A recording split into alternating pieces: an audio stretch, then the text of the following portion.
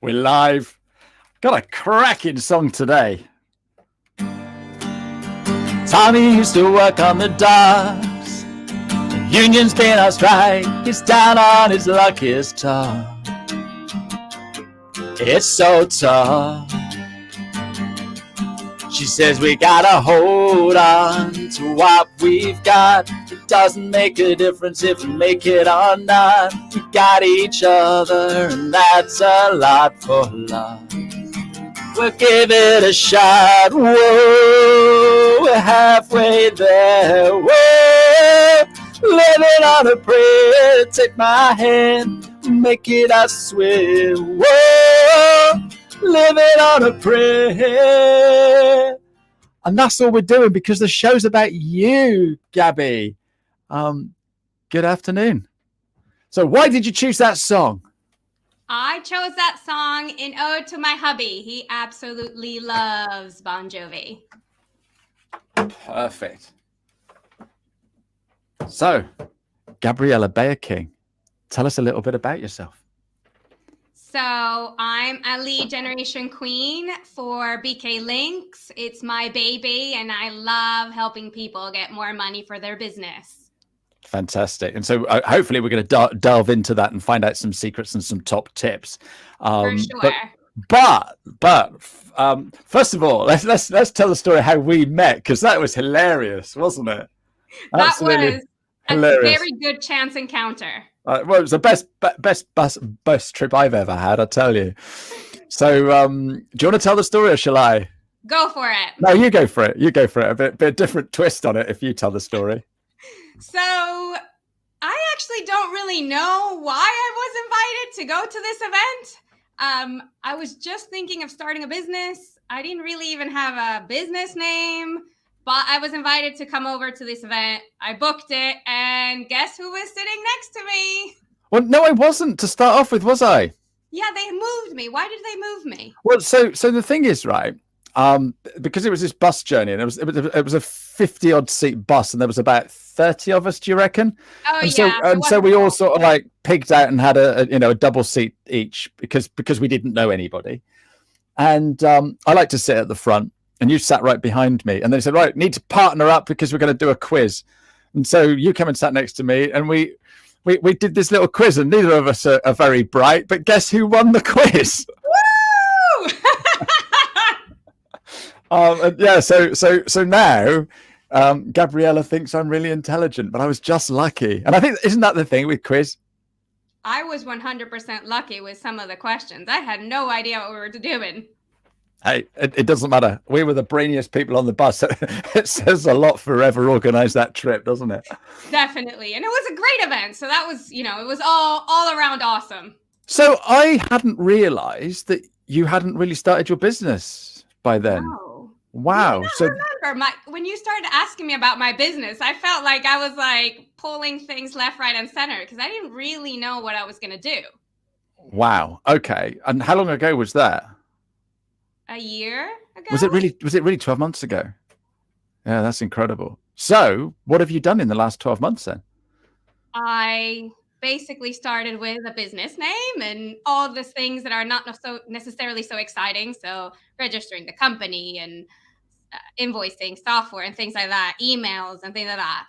And then started looking for what I'm actually going to do. What am I going to sell?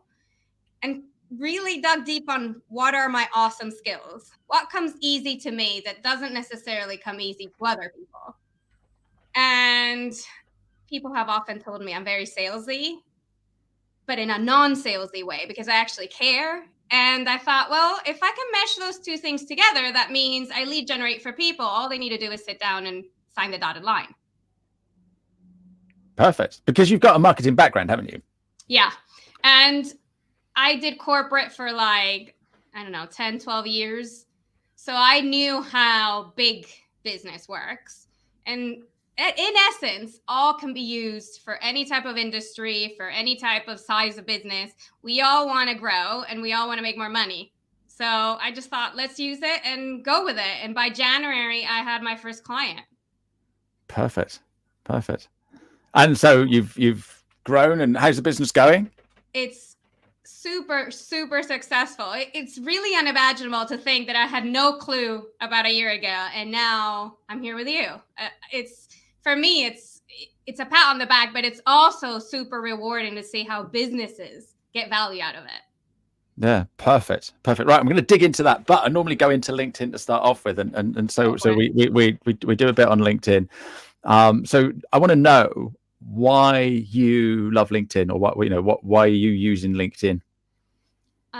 Number one is it mixes business with a little bit of social and a bit of personality. It's not just showing what you're doing every day, but it's also not just business. And that's very much like me. I show a lot of my personality through my business. So that's why I like the platform. It allows me to do that. It allows me to be me, but still be businessy. Yeah, no, absolutely. And how often do you post on LinkedIn? Ideally once a week. I have obviously my business LinkedIn and then my own personal. So ideally I'm posting once a week as a minimum. But then obviously if there's an event like this, or if another client has something going on, then I'll repost. So it might be more than that. But as a consistency, once a week. I see Haley on the comments already. Yeah, so Haley was in nice and early. Two of your favorite LinkedIn people. That's lovely, Haley. And yeah, she is an absolute inspiration, isn't she, Haley? And I've been looking forward to this show for a while. So, but I hadn't realised that you weren't running a business when we first met. So you obviously can talk the talk. Well, I thought it was super clear. That's why I'm surprised. I thought it, because I was like left, right, and center. I was thinking, oh, well, at least he likes my ideas. No, absolutely. And you've obviously done something with it, which is absolutely superb. So with LinkedIn then, you're posting every week. What sort of mistakes do you see other people on LinkedIn doing? Just posting, not engaging. Right. Okay. Not creating a community. It's not sufficient just to post. And also, it doesn't really show anything about you. Like you do. You just comment on our responses and bring people in, ask them further questions. That's actually what helps the algorithm and helps other human beings know what you're like. Yeah, absolutely. I don't worry about the algorithm, and I don't teach the algorithm. I teach personality and basically, when we were sat on that bus, we were chatting about absolutely everything. Yeah. And that's what you do. We didn't talk, we spoke a little bit about business, but we talked about all kinds of different things. And that's what you do on LinkedIn. And that's what resonates, and that's what gets people engaged. And so many people are just backward at coming forward, aren't they? Yeah, it's a bit dry. It's like, do you just want toast? No, everyone puts butter and everything else on top of it. So if you see dry toast, you kind of pass it by. You don't really engage with it. So what would you put on your toast then, Gabriella? That wasn't on the list of questions, was it?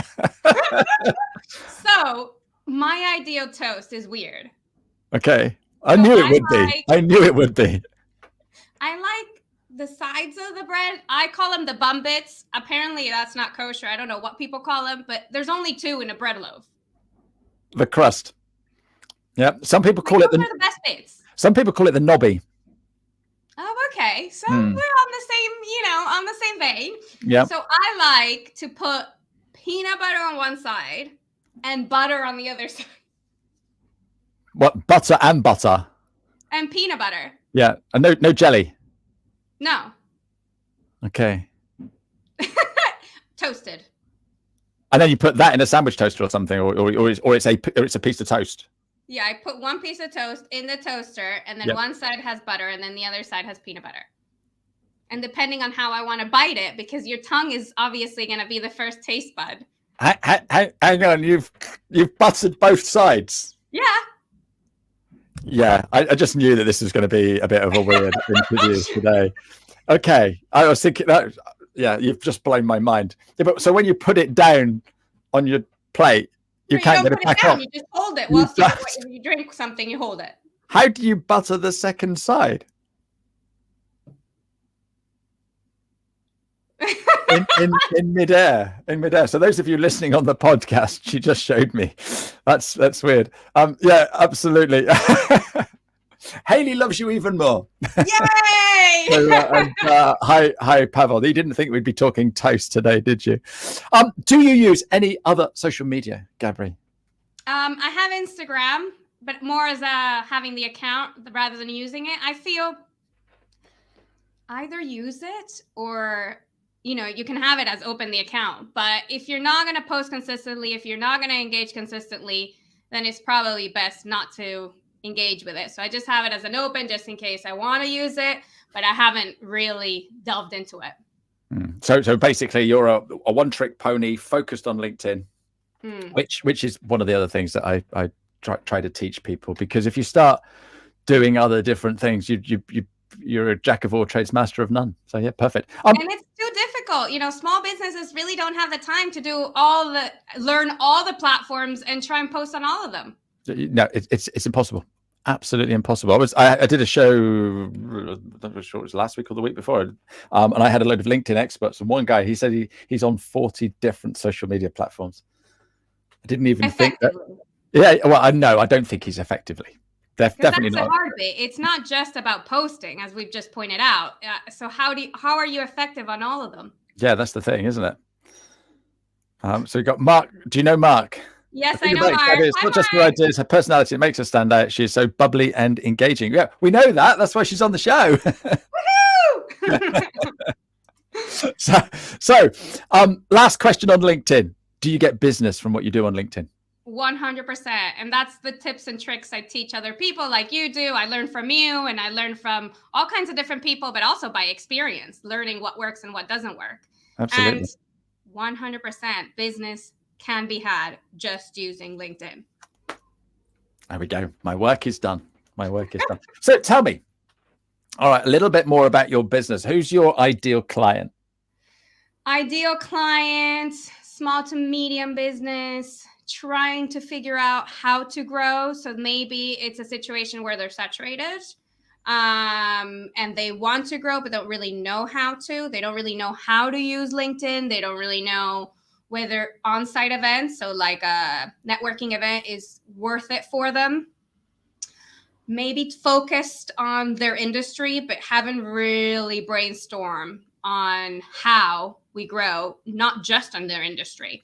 So in terms of categories, like I have a lot of packaging companies because that was my background in corporate, but the widget doesn't matter. At the end of the day, the tricks are the same. Yeah.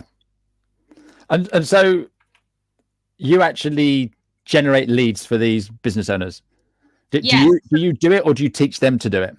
So I have two types of clients. Some clients I'd say 90% think, oh, I'll just do your tips and tricks. And then a few weeks down the line, they think, actually, it's easier if you do it. I don't have the time. And if you're not going to be consistent, it's not magic. You got to put the work in. So I'll then take over and I'll even do the telephone calls. I'll go to their events and do the networking for them. So I become their brand effectively. And so that is quite intensive for you. So I guess you don't have too many clients. No, I say an event can be super recharging, but at the same time, it's very energy output kind of situation for me. So, 3 or 4 clients a month is more than enough. Yeah. And so what sort of it, because I've just been on a bit of a tour doing a few different events in the accountancy space. Is it worth paying money to exhibit at some of these events, or how do we work out which ones are the best? So there is a slight trial and error. If you've never done an event and your company has never ever exhibited, then we kind of have to look at what you're selling, the top events for that particular widget, and then think, is the output, like the return on investment. So some events are super expensive. NEC, Excel can be very, very expensive. How are you going to get it out of it is going to be hard to test. So I say start small. You know, what do you have locally that is already big in those top 10? There's going to be something in Exeter. There's going to be something in Bristol. And then also, what kinds of people are you going to take? If you're a business owner and you're, let's say you're techie, and you're not very salesy or very people orientated, it might fall flat. There's an element of not just exhibiting, but it's, again, like not just posting. We're going with a mission. Okay, I can just see this right now. So I'm this techie person, and I've created this widget, and it's really good. And I'm just thinking of exhibiting. People aren't going to engage with me because I'm quite dry and technical. But if I put you on my stand, great at describing what you do, but everything else is a bit. So I can hire you to come on my stand, and you'll be there, and you'll 100%. talk to everyone. Oh my goodness, be bees lined a honeypot, wouldn't it? So for a lot of companies, they think that that's like great return on investment, because I soak up all that information. I then up there lead generating and creating all these meetings. By that point, the person's already a hot lead, or the company that's, we're flogging to. And then all they're doing is kind of explaining the techie bits that I'm not going to be able to do. But that's a salesperson. They're not supposed to know all the ins and outs of that product. Okay. So maybe I'm a bit smaller and I can't warrant going to an exhibition. What other ways could you help me get some more leads, please, Gabriella? So definitely go onto LinkedIn. Consistently post, but as we were saying, add some sprinkle of personality. Even if you're techie, you like something. You like Lego. You like a particular movie, a particular music, food. You like something other than work. Yep. And share that. And then easily you'll start seeing that people are going to be driven to those things. Add them to your feed. Don't forget to add those people who are watching you and interested in you. And don't be afraid to ask the question, are they interested in your services? We're all selling something. There's no embarrassment on saying, would you be keen on having a chat? It's, 15-minute discovery call. There's no pressure for them to say no. So don't be afraid to ask. And that's the thing, isn't it? I think people are afraid to ask. 100%. I had a call with somebody yesterday, and did I put it in my post today? Yes, I did. So on my post today, I shared a photo of a board outside a shop, and the board says, if this board is outside, we're open and serving food. It's just brilliant marketing, isn't it? It's so simple. And the comments I've had on that are excellent. But that was prompted because I was speaking to this lady, and she was saying that how can she get more leads and stuff like that. And I said to her, do your existing clients know that you want more clients? No. So well, tell them, don't be afraid, because the thing is, right, here I am working in my shed, helping people with LinkedIn. Do my clients know that I want more clients? Yes, they do. All right. But because they've been helped by me and they like working with me, they're going to turn around and say, oh my goodness, yes, go and work with Ashley because da da da da da. And that's the thing. If you don't tell people, they won't know. And that's the first thing that you should be doing. Exactly what Mark says. I thought I'd hit show.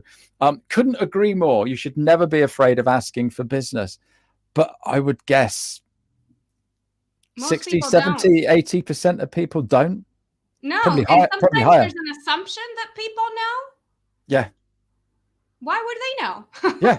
Yeah, no, absolutely. And again, the other thing is a lot of people do stuff for free to, get some goodwill, show people what they can do. This is the carrot or whatever you want to call it. And some people think that that's all they ever do.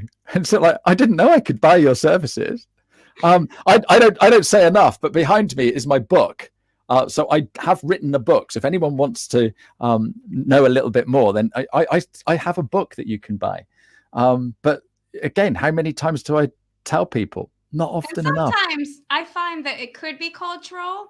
So some clients will tell me, "Oh, I'm then self-promoting. It comes off as, selfish, or, are people going to be, thinking this is weird?" And I'm thinking, "No, that is what you do. That's your sales. You're promoting what you do, and when you win an award, you show everyone that you won the award. It's a good thing." Yeah, absolutely. But in the UK, we're not keen on that. Now, tell me, that doesn't sound like an English accent. So where are you from? So I was born in Venezuela. Yep. I went to undergraduate in Florida, and then I've been in the UK for 16 years. I know it doesn't sound it, but I have been here longer than anywhere else. Right. Okay. But you grew up in Venezuela. you grew up in Venezuela and did a little bit in America. Yeah. So Right. although I Okay. sound very American, that's where I stayed the shortest. That's incredible. Okay.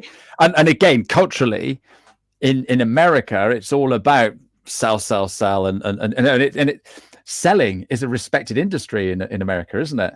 It is very much so. Yeah. It's a skill, and some people have a very natural knack. So I would say I naturally like to sell, but it can also be learned. You don't have to know how to do it. You can learn it, and it's a muscle. Once you use it a few times, it feels more natural. But yeah, culturally in America, we all get our Mickey ears. That's what I call it. We know what the Mickey ears mean, and we're proud and we show them off. And here we're a bit like, I don't know. Reserved, I think, is the word for the UK, isn't it? Okay, let's call it that. So what if I'm reserved then, and I don't like shouting about it? What's the first sort of thing I can be thinking about? What can I start doing to be a little bit more Gabby?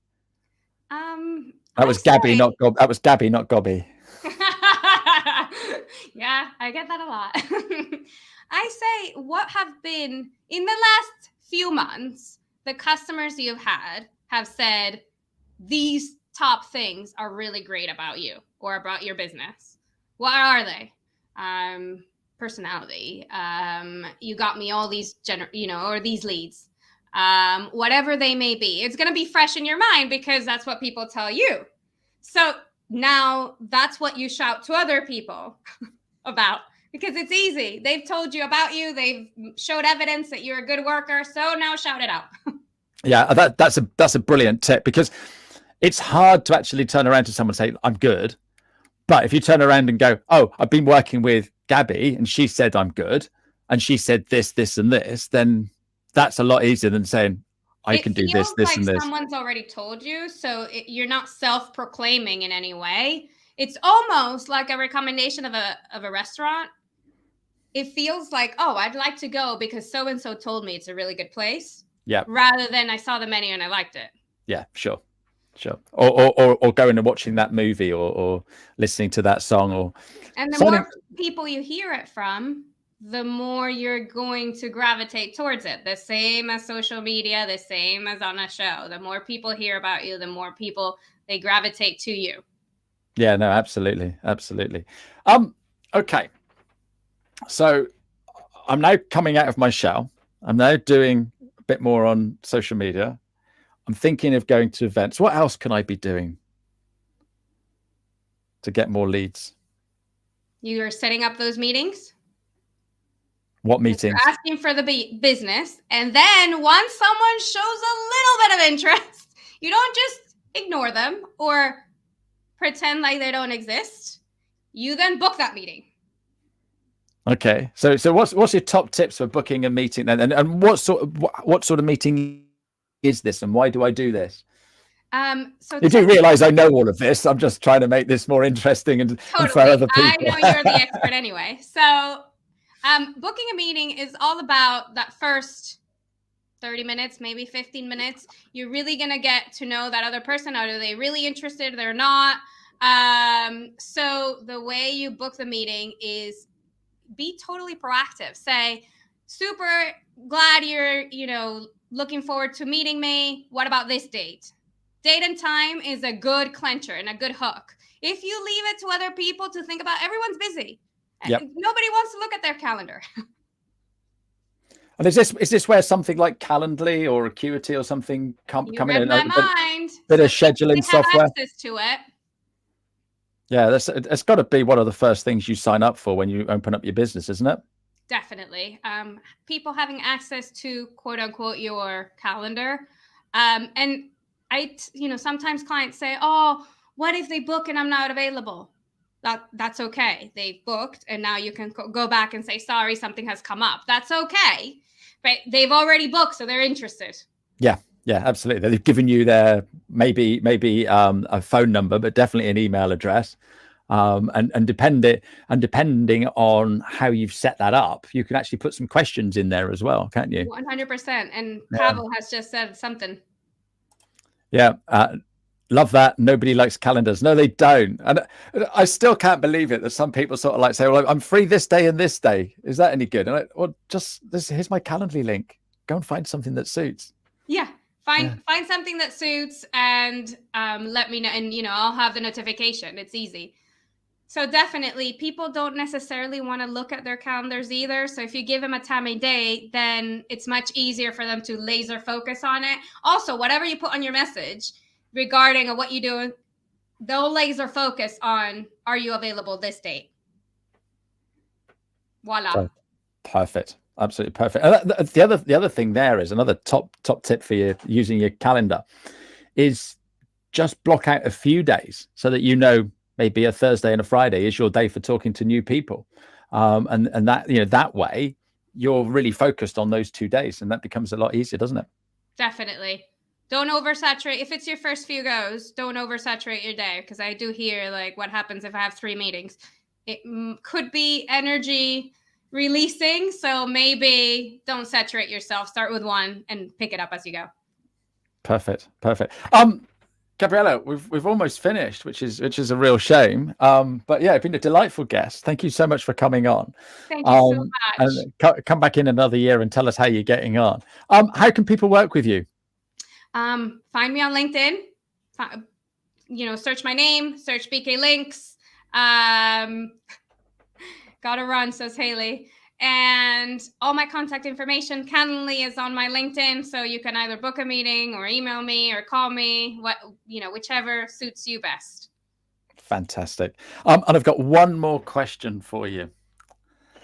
What advice would you give your 16-year-old self, Gabriella? Don't worry about being emotional. I am super empathetic and super emotional.